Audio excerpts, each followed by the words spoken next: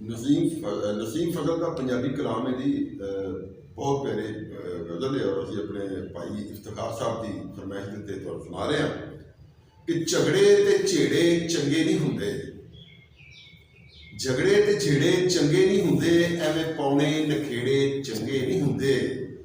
ਨਾ ਬਣ ਤੂੰ ਨਾ ਬਣ ਵੇਲੇ ਦਾ ਕਹਿ ਦੋ, ਹੀਰਾਂ ਨੂੰ ਖੇੜੇ ਚੰਗੇ ਨਹੀਂ ਹੁੰਦੇ।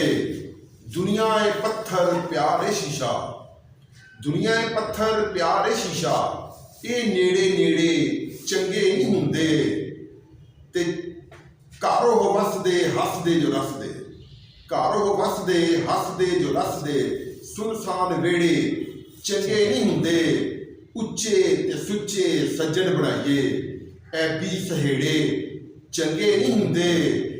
ਤੇ ਦੂਜੇ ਮੁਹੱਲੇ ਤੇ ਗੈਰਾਂ ਦੇ ਬੂਹੇ, ਦੂਜੇ ਮੁਹੱਲੇ ਤੇ ਗੈਰਾਂ ਦੇ ਬੂਹੇ, ਗੇੜੇ ਤੇ ਗੇੜੇ ਚੰਗੇ ਨਹੀਂ ਹੁੰਦੇ।